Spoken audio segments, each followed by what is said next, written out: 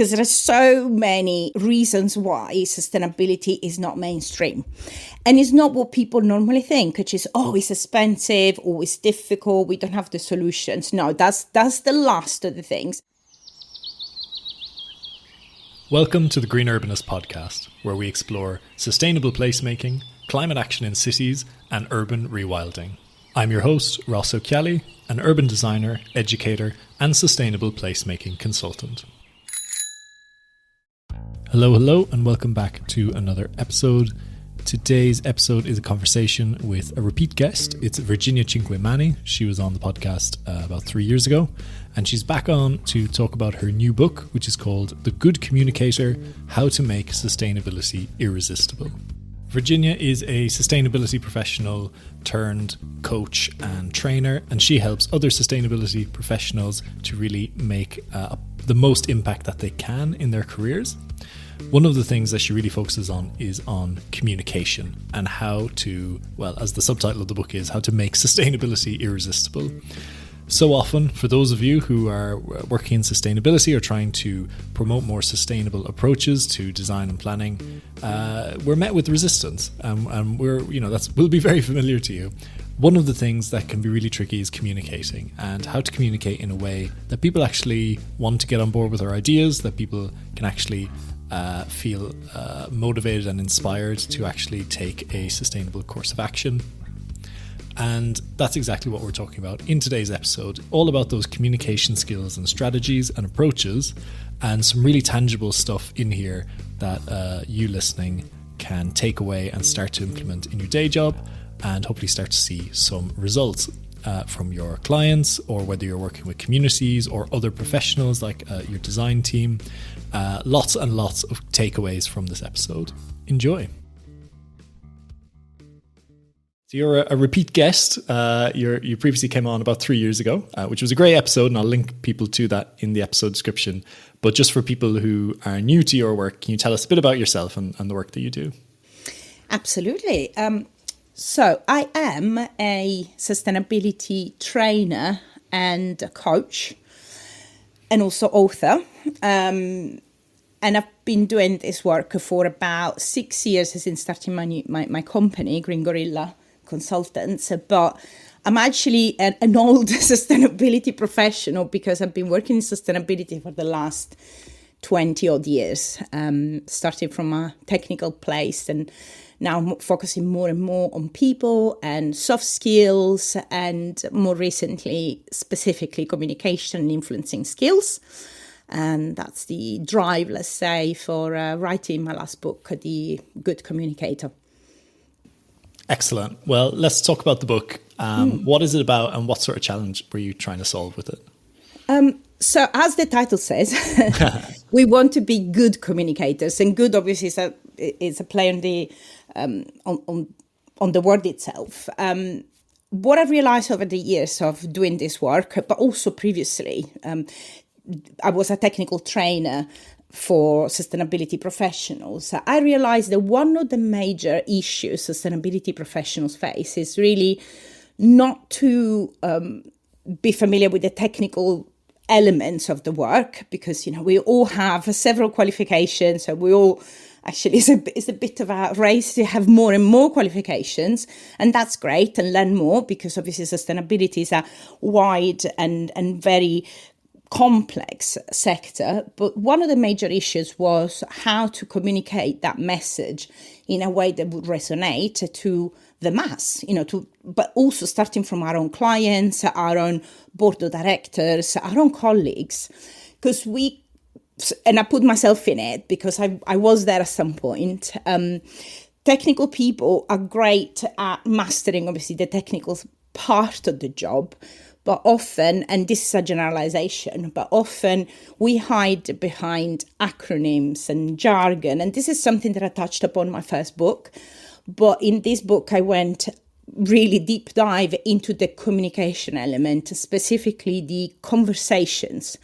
How do we structure conversations and meetings and presentations in a way that can not just convince others. And that's another, I think it was a step up from the first book. I really realized also through my work, but also my clients' work, how do we co-create solutions? And for me, this is more important. I realized that actually the most important element is not to convince somebody, because we've been pushing enough, but every time you push, you get a pushback, right? That's a simple law of physics. What we need to do is actually to take them on board and to co-create solutions that make everyone happy, including the planet. So that's the slight, the nuance of this new book, but also step by step through the, this framework that I sort of fine-tuned, that takes the technical person, leader, whoever, from a place of frustration and inability to tell that message and get clients on board, or, to sell their sustainability solutions, to a place where not only you do that, but you actually get results that are unexpected because they're actually fully sustainable. They're, the deep green sustainable that we all want. So I'm hoping one conversation at a time, we're going to change the world. So that's my aspiration, That's so interesting, because I remember last time you were on, we spoke about how to sell sustainability and those sort of communication skills in a business setting when you're dealing with people who, don't have the same values or the same knowledge about these things as we do. But it's very interesting because the co-creation aspect resonates a lot with me as an urban planner, urban designer, as something we would do with communities as like a best practice approach. And it's interesting, something I've noticed, because the last 2 years I've been shifting my career more towards ecology and biodiversity. And what I found out is that people who are trained in the pure science of ecology and biology, like co-creation, engaging with communities is like not part of their education at all. And it's very new to them. And there's a lot of people who are doing great work in communities with things like rewilding or habitat creation, but it just doesn't occur to them to actually get communities involved, and then they're shocked when communities push back at what they're doing because they haven't been engaged at all. And so that's been a really interesting thing that I've come across the last couple of years. And I'm guessing there's something similar going on with maybe people who are coming from engineering backgrounds, very technical sustainability backgrounds. It's not maybe part of their usual toolkit to say, right, let's do this in a collaborative way, rather than me just coming in as the expert with the solution. Exactly. I'm an architect by education, and although things, I think they're slightly changing for the better, but ever since I was working as an architect, my profession, but also, all the professionals that rotate around whatever building project, usually the way of working is in silos, is really, I do my bit, you do your bit. Let's see if they overlap, if there are any gaps. And this is before BIM, before any sort of automation. So sometimes things did not overlap at all, did not match at all. But, we will just roll with the punches. And it's such a silly way of working. But it's because, anyway, I don't want to go into it, but there is a lot to do with human nature and personalities and the way we think and behave, but also the fact that sometimes we hide, I mentioned that in the book, but sometimes we hide behind our qualifications because we're scared. So we're scared of actually being exposed in some ways. So we all suffer one way or another, or, most people, from imposter syndrome. And so using acronym, using big words, trying to show how good we are, how knowledgeable, is a way of hiding and masking our insecurities. I'm not a psychologist, but I've been studying all of this in details. And unfortunately, these industries, the technical industries, really suffer a bit from all of this, big egos, personalities coming into play. But you're lucky in a way, because an urbanist has to work with the communities. There is that element of you have to involve the communities. For other professions, is not that automatic. But then the problems come down the line, exactly when people start pushing back because they don't, they haven't been involved. What's in it for them? So, and that's the whole point. Is really try and find a point of really meeting people where they're at, and that's the thing, and then putting things together with them instead of trying to con them into something strange or doing something that they don't want to do. That's great. That's great. I think we've taken a step forward into the sort of tactics and strategies part of your book, but we'll take a step back and just sort of think a little bit about in whatever sort of professional setting we might find ourselves in. Why part one of your book is titled "Why is it so difficult to get others to buy into sustainability?" So can you tell us a little bit about that and about maybe some of the things you've picked up on of why it is a struggle in the first place? So the more I was trying to think about this, the more motivations I could find. I think I got 9 in the end. I was like, okay, stop. Because there are so many reasons why sustainability is not mainstream. And it's not what people normally think, which is, it's expensive or it's difficult, we don't have the solutions. No, that's the last of the things. In fact, we have most of the solutions, as you know, because you live and breathe in this industry. We have most of the solutions. Lots of the stuff is less expensive than it used to be. I often make the example that when I started working in sustainability, a solar panel would have 100 years return on investment.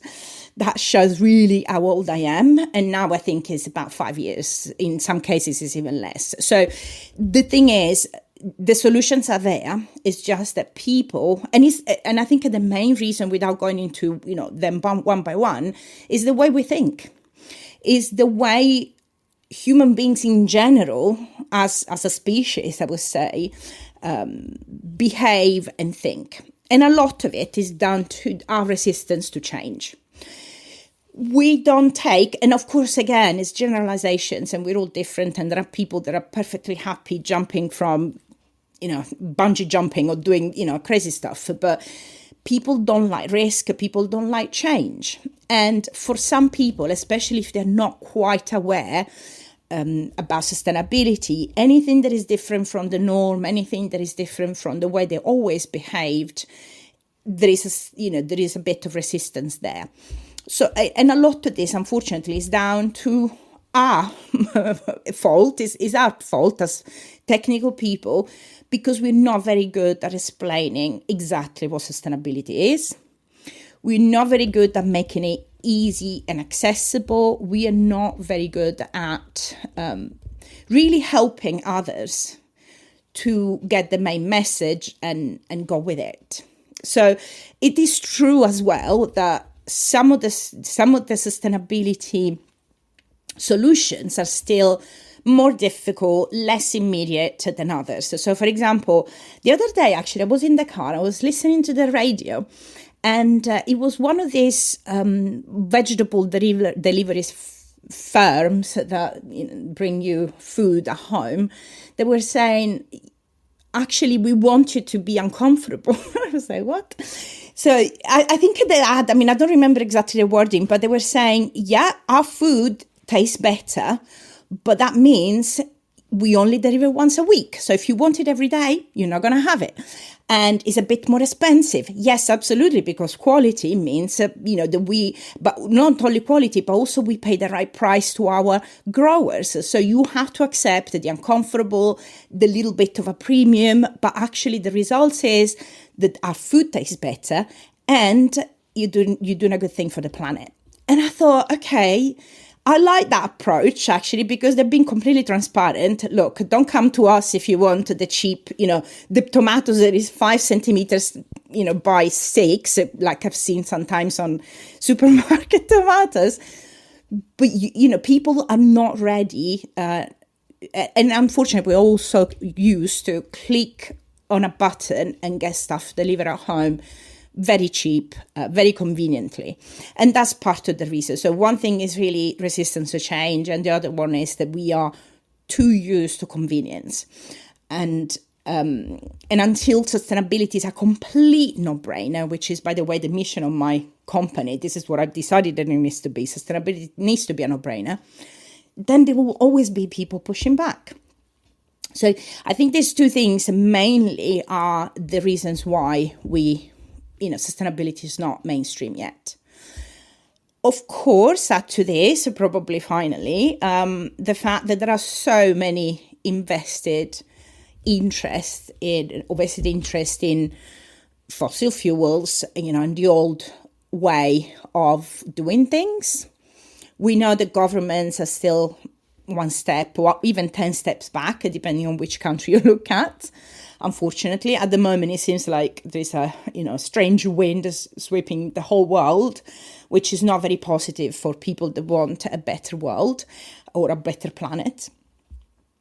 But I think it's because all of these people really are making a lot of money still out of oil and the other things. But I do believe that businesses have already switched, lots of them have already switched towards a more sustainable, strategic way of operating. So I'm still positive. I'm still optimistic.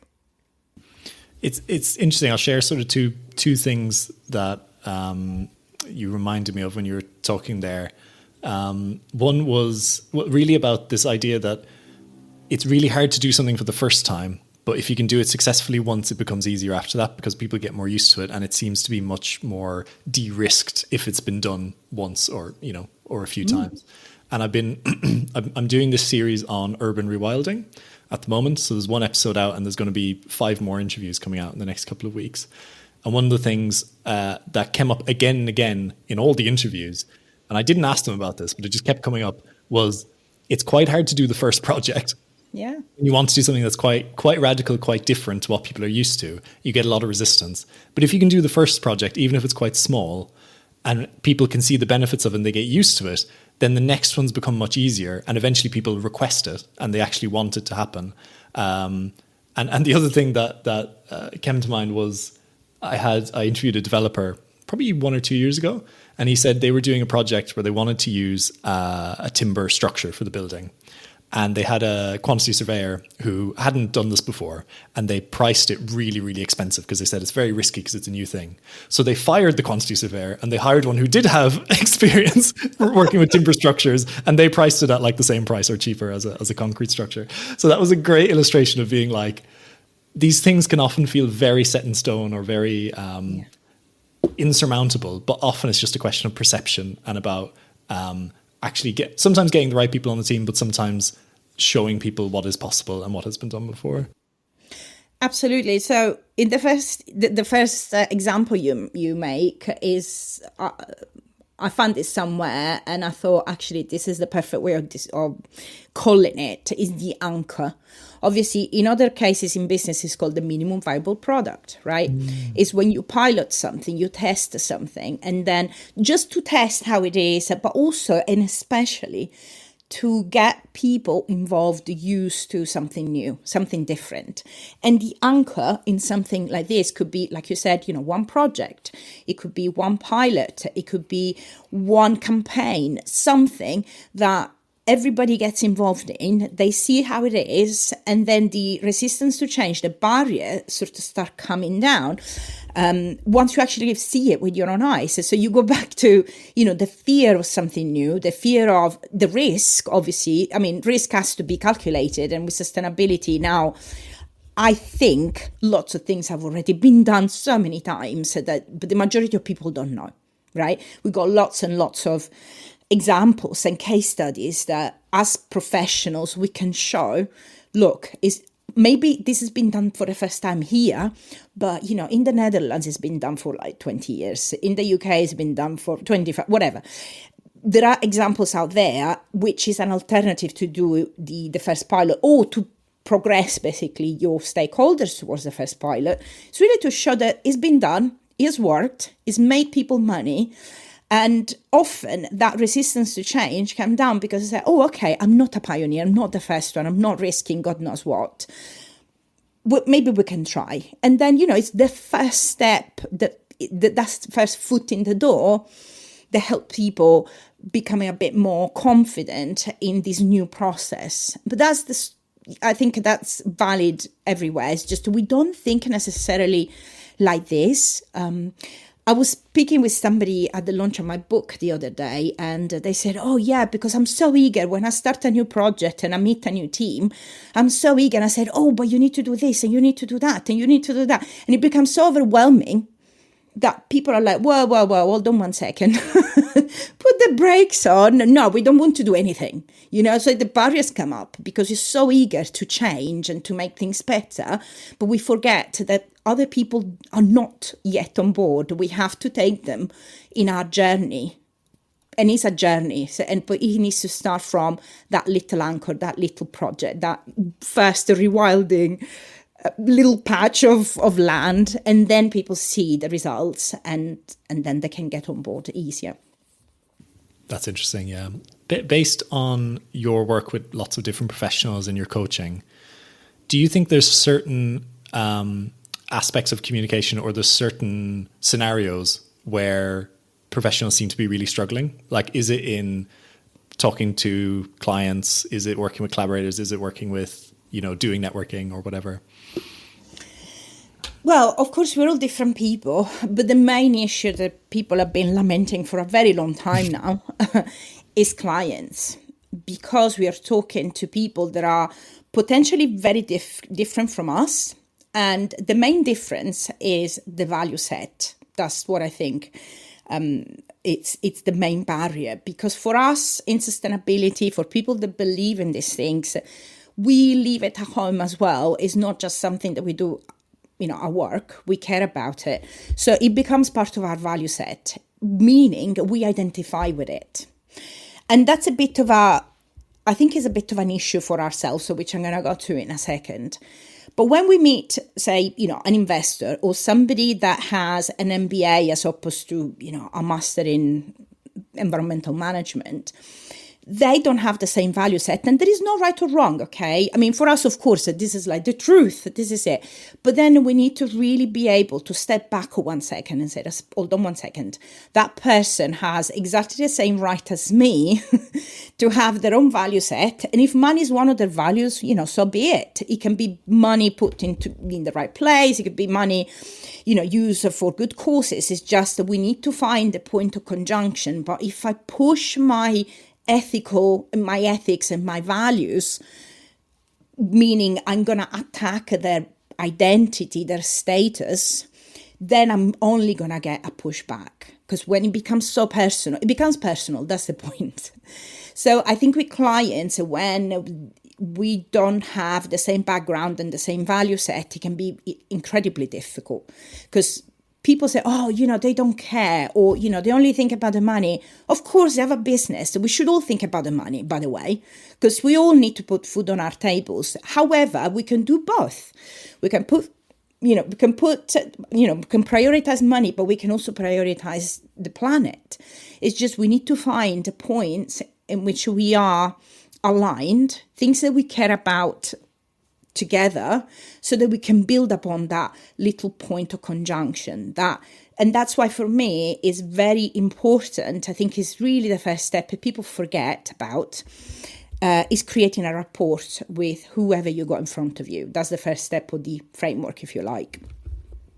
And we forget, I don't think digital has helped in that sense. Is that we jump straight into, okay, the agenda of the day is this, but actually, the little moments of, how was your journey?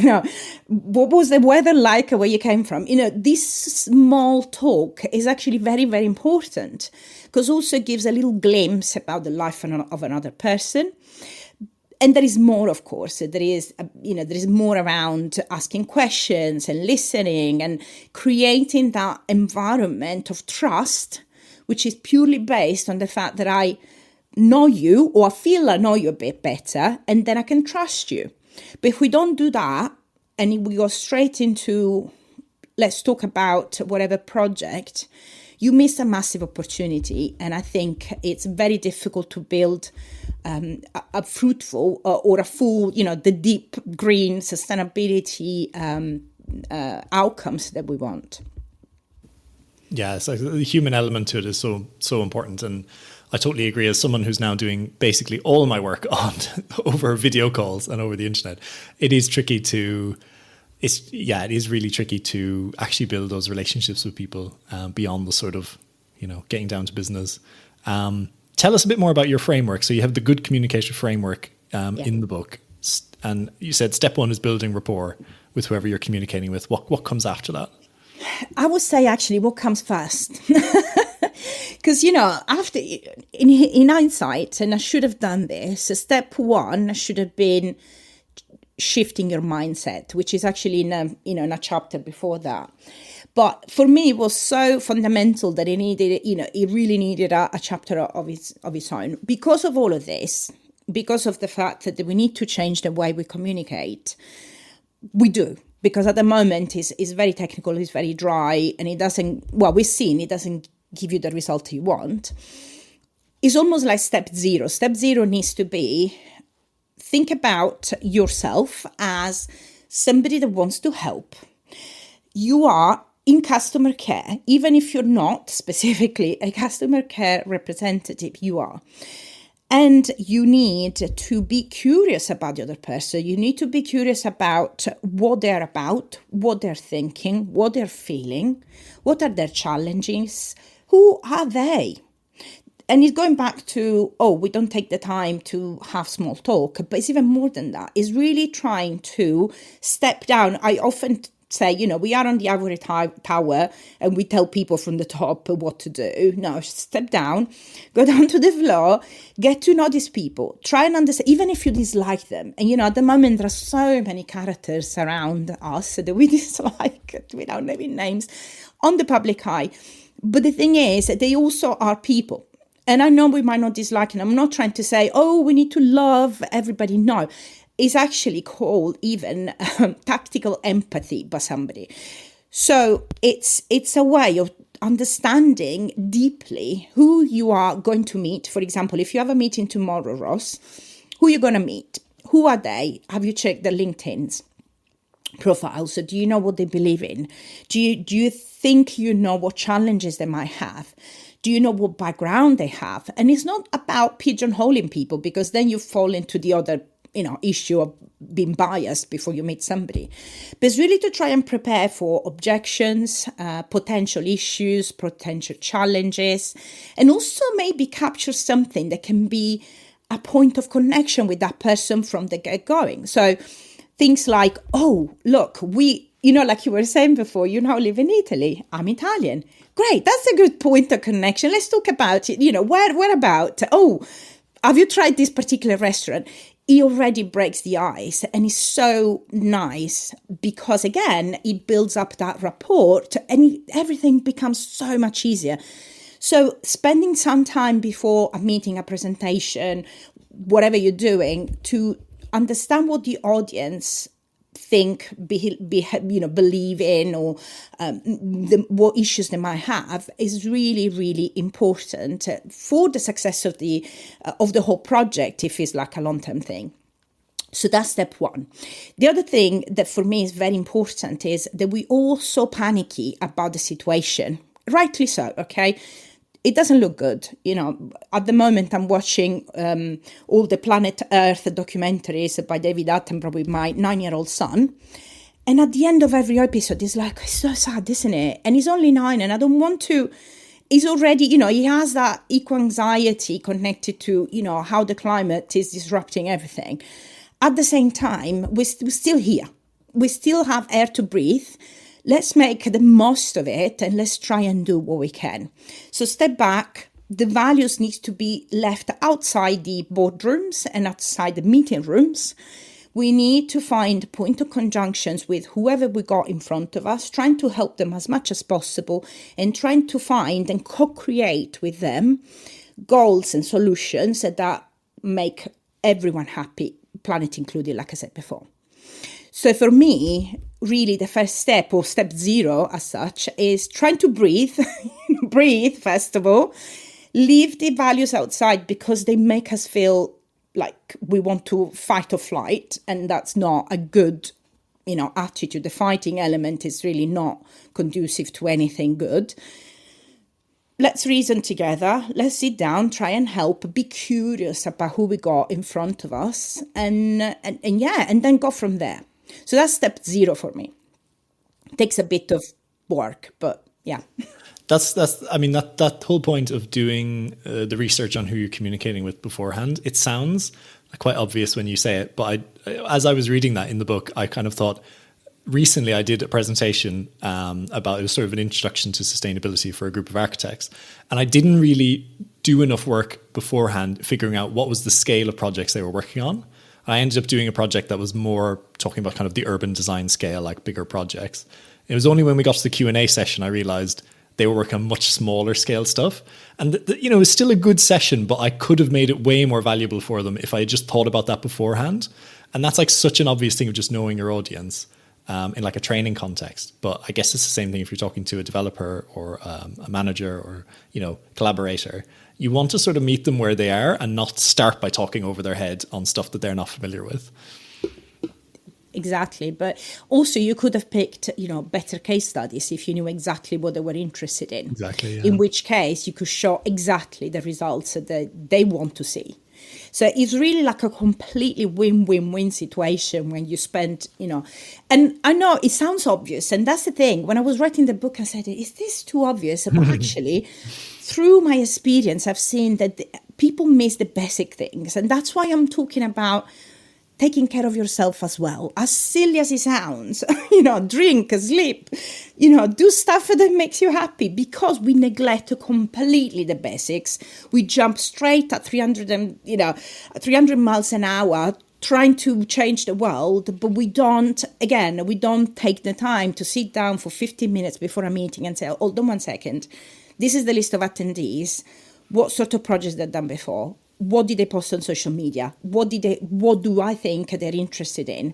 And there is nothing wrong with asking beforehand, say to the organizer, look, and I do that all the time. So look, what sort of audience am I speaking to? What sort of things are they interested in? I actually ask the questions because there is so much you can get from, again, social media or websites. Sometimes it's a shiny, ideal situation where maybe the challenges are not displayed for the world to see. So it's so much more valuable if you ask the open questions. What are your challenges? And you can do that before, or you can do during the session, depending, of course. I mean, if it's a presentation and training, it's better to do it before. Sometimes I even send a questionnaire an anonymous questionnaire, so people don't feel, like exposed to share, what's wrong with their company or whatever. But it's important for me, because then I can tailor the content exactly to their issues. I'd never have something that is, off the shelf and, I give to people. But that's my suggestion to everyone. It takes 10 minutes, 15 minutes. But it's really that sort of habit that you need to create if you want to really make a difference. I think that's another good point of like making your communication bespoke for the situation. Unfortunately, there's no like secret, formula. Tip or formula to just like convince everyone, no matter who they are, about why you're right. So I think that makes a lot of sense. It's maybe people are thinking like, oh gosh, this sounds like a lot of work, but you have to think about how much work you're going to save if you can get this stuff right first thing and start off on a good footing, build a good relationship with whoever you're talking with. Like the rest of that project is going to go much more smoothly. But also, if you're interested in impact or you're interested in selling your services, again, we are all in business. We need to sell, right? It's part of what. The more you know about your audience or potential clients or clients beforehand, the more chances you have of selling them the full solution, not just the tick box exercise. Often I work with Briam, for example, just the minimum. It's really heartbreaking when you know that particular company is working on it just because of the marketing or because it's been imposed by their by their investors.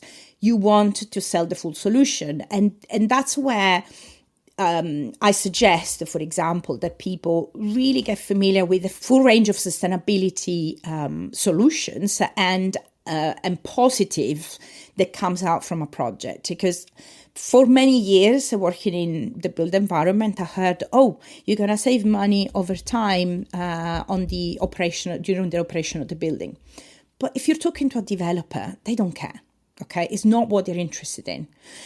Right now, they might be interested in, marketing, why not? But they also might be interested in publicity, reputation boosting, attracting the right talent, attracting more clients of a different caliber. So many things that we might not think about, but that's why it needs to be a completely bespoke solution. You might speak to the same kind of clients, in which case some of the stuff you can reuse, of course. But sometimes it's really a matter of 10 minutes, 15 minutes to try and understand what they're interested in. And, a person that I really admire, that actually was the person that wrote the foreword for my first book, for Sustainable, is Jerry Udelson.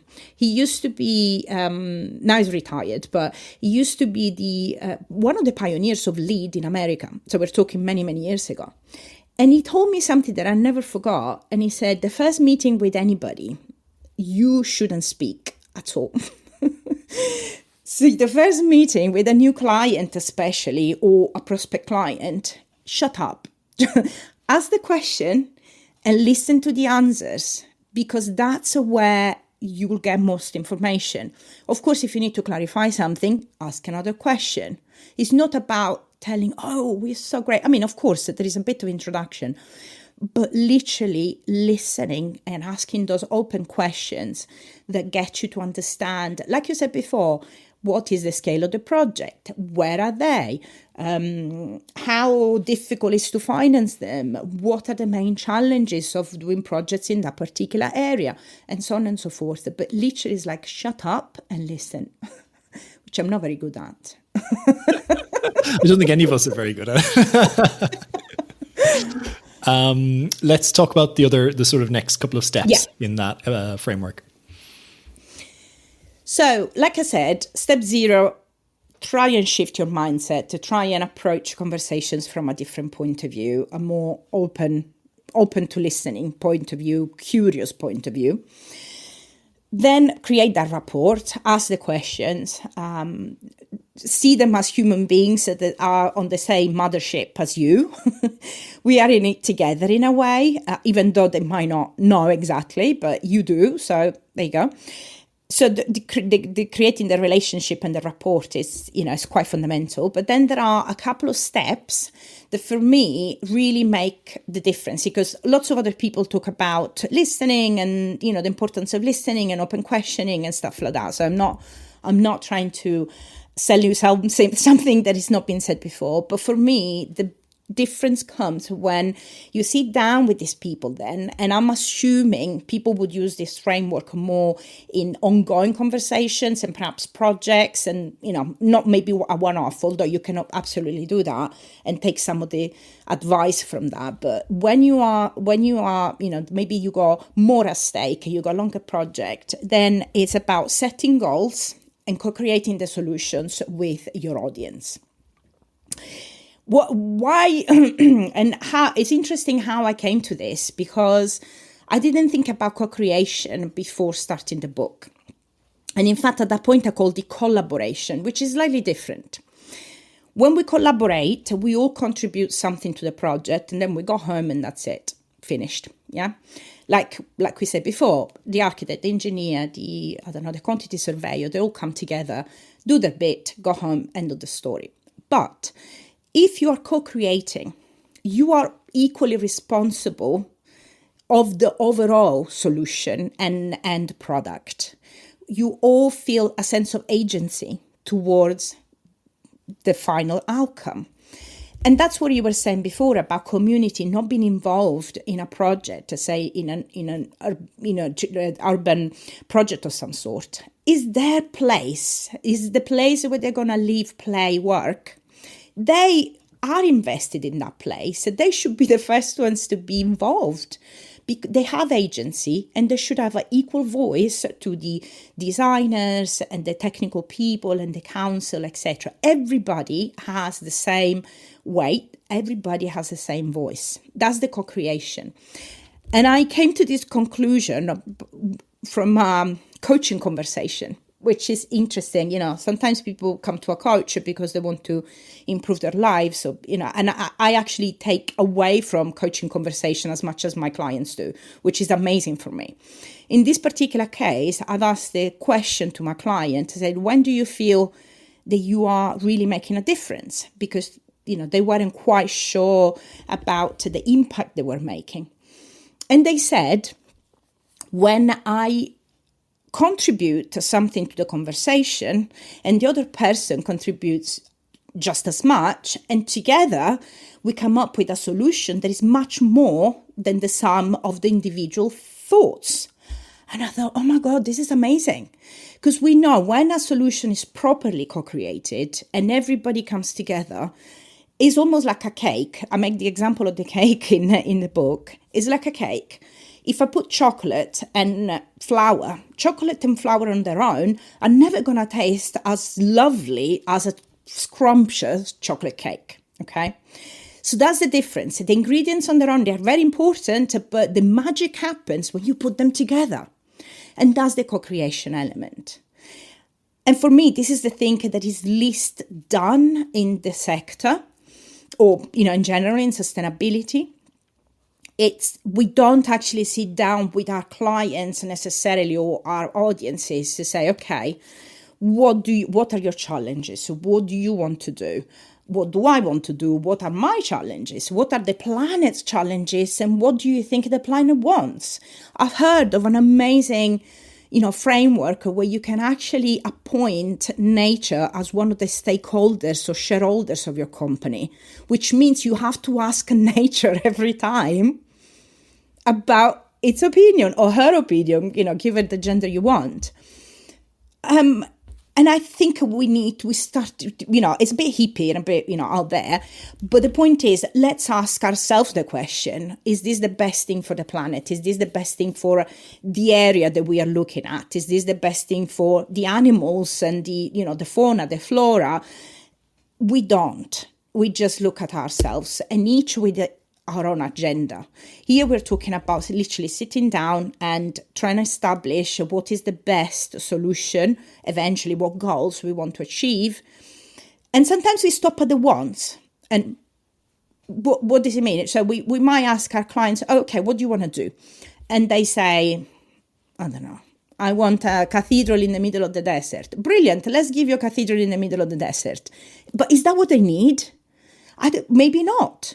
So that's where our technical ability comes into play. This is where we can make the difference between the wants, the needs of everybody involved, and try and strike a balance and get people in front of their own, maybe, silly way of thinking and say, oh, actually, no, I don't really need this, I need that. But it's and again, I can't prescribe what that is, but it's really about having conversations that are completely open and asking the questions and measuring all these answers and try and combine them in a way that become goals that are meaningful for everybody. And I know it sounds incredibly overwhelming because nobody has the time, but actually, if a meeting is facilitated in the right way, it won't take any longer than, a normal meeting where people are just doing what they always did. It seems like it's something that needs to be, it's a bit of a culture change for a sustainability professional or a sustainability team. And it almost needs to be worked into the standard way of doing projects where you say, okay, I'm really happy we've been appointed to this project, but you should know the way we like to work is we're not going to go just sit and do our report in isolation. We're going to start with this workshop where we bring everyone together and we co-create, this way forward. And you kind of, I imagine, you can communicate that in a way that actually adds value and is exciting for the client and for everyone else as well. And it's kind of a differentiator as well from the sort of more standard consultants will say who might just do you up a report for your planning submission, but won't add anything extra to the project beyond that. Yeah, for example, the other day I was coaching a person and they prepared a presentation that they were going for a job interview, and they were asked to do a presentation about a sustainability framework for a client.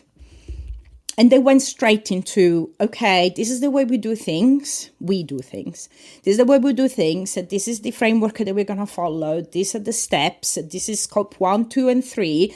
This is net zero, blah, blah, blah. This is what we're going to do for waste. End of the story. And I was like, okay, great. All the content was absolutely spot on, technically sound.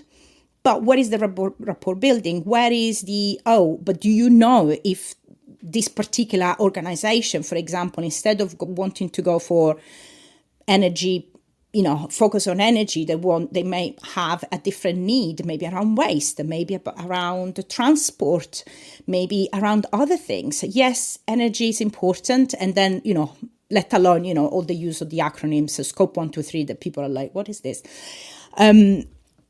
But do you know if this is what they want and what they need?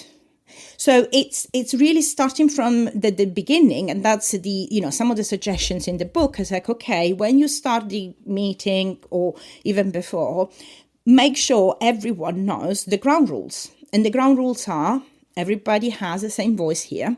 Everybody has the right to say what they think. No question is too silly. No opinion is too silly.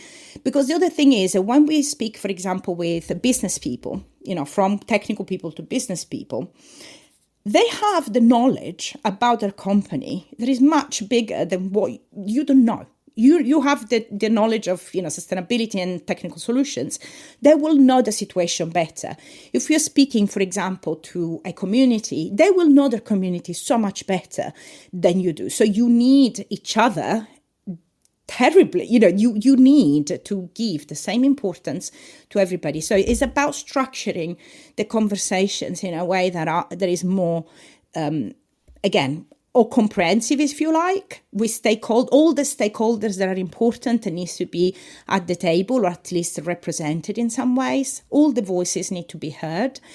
But it's also, and this is one thing that is quite fun when I do this in a context of a workshop, or is trying to be like comedians. I'm going to explain that. It's about using a yes and technique instead of no, but. I'm going to explain. Comedians often, if there are people in the audience doing improv, they would know. They don't shut down any idea. So if somebody throws them an idea, and in improvisation that's the classic thing. You get an idea, you get told something. Oh, look, a pig is flying. Okay. You can't say, oh, no, that's not true. Pigs are not flying. You said, yeah, look. And it's actually a silver pig. And it's amazing. And look, he's going at 100 miles an hour. And the other person said, oh, yeah, I can see that. Okay, let's get cover. You know what I mean? It becomes a completely absurd thing. But this is where the best comedy comes. Now, because we're not comedians, generally speaking, how can we use this in the business context?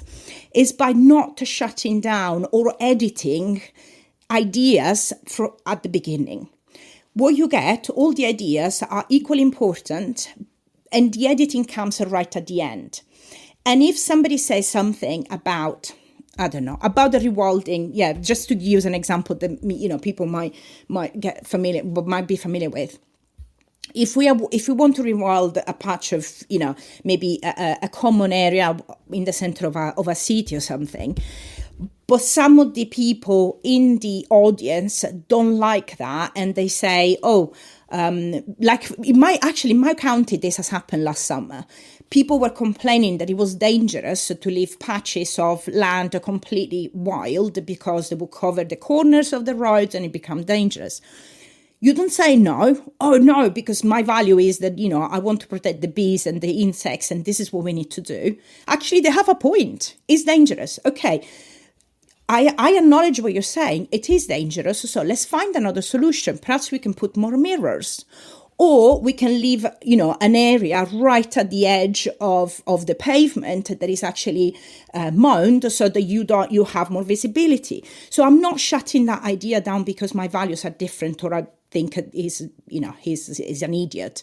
I'm going to take at least 10% of what they're saying, and that's, sort of rough measure, but at least one bit of what they're saying, and I'm saying yes to that, and I'm going to build up on that. because the final solution is going to be better for everybody. So that's one of the most basic ways of co-creating, because we are acknowledging everybody's input.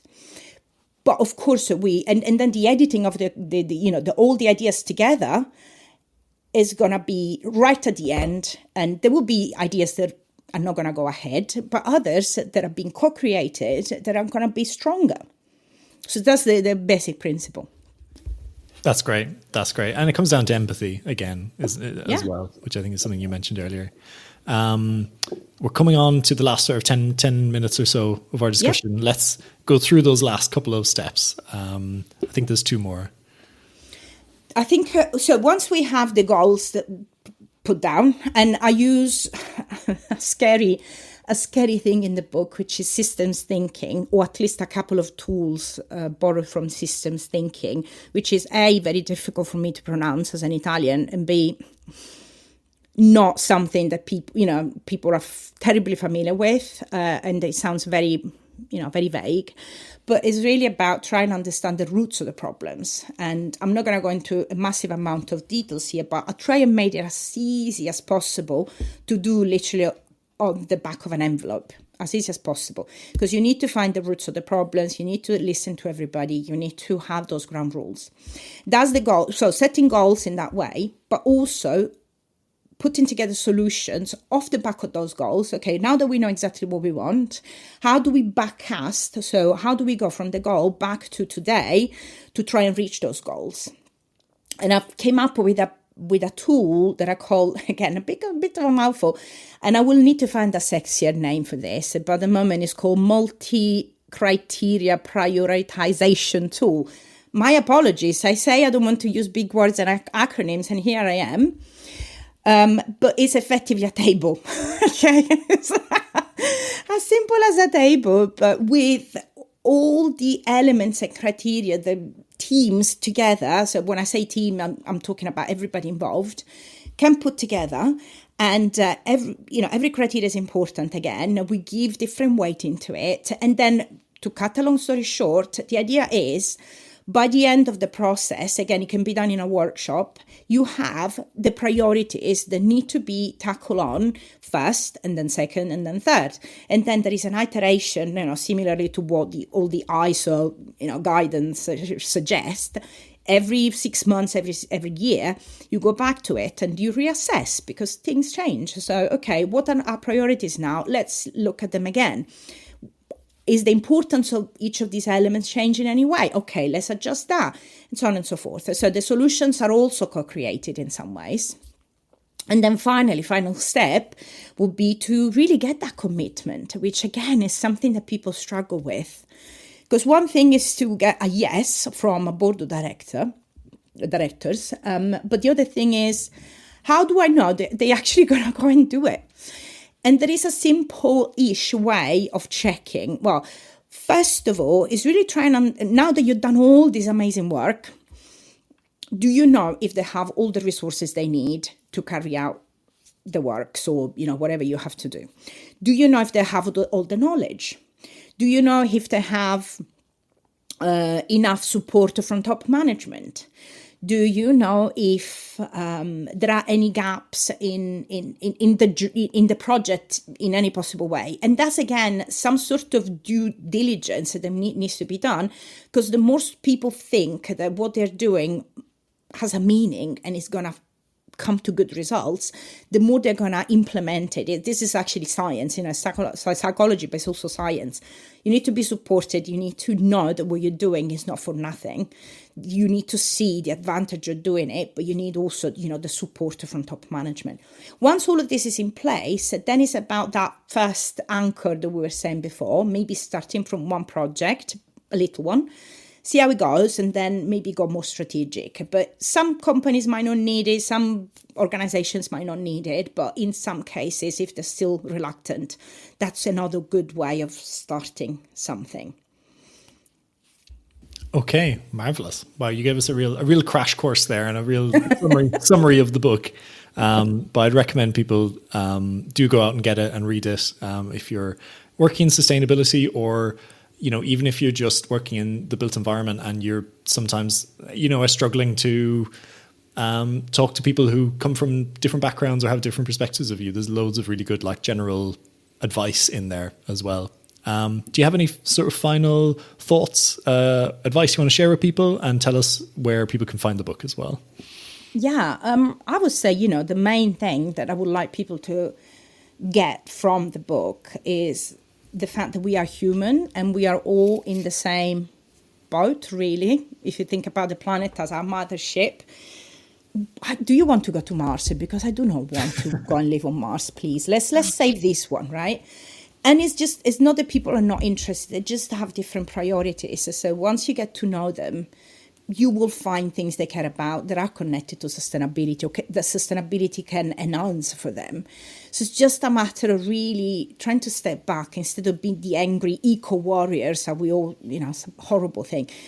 Let's not fight, let's just find points of, that we have in common, and let's build from that. Because I think once that's done, it's so much easier. Everything else comes a lot easier. So it's really those first steps. It's really that trying, curiosity about other human beings and what they're all about, that I think is going to make us grow as professionals, but also give better results for everybody. And to answer your question about the book, I think it should be in all good bookstores now. So not just Amazon. I know that people, feel strongly about Amazon, but you can find it there as well. But also on my website, which is thegreengorilla.co.uk, there will be a link to The Good Communicator, and you can find a lot of bonus extra materials there, templates, because again, I wanted to make it as easy as possible to implement. So you've got lots of meeting templates and checklists, and the long title prioritization tool is in there as well. So if you're interested, you can just download them from there, and start one step at a time. Okay, if it's nobody is born with that capacity to be an amazing communicator. You can learn. I learned. I'm Italian. I didn't speak a word of English 22 years ago, so I had to learn it from zero. If I've done it, you can do it.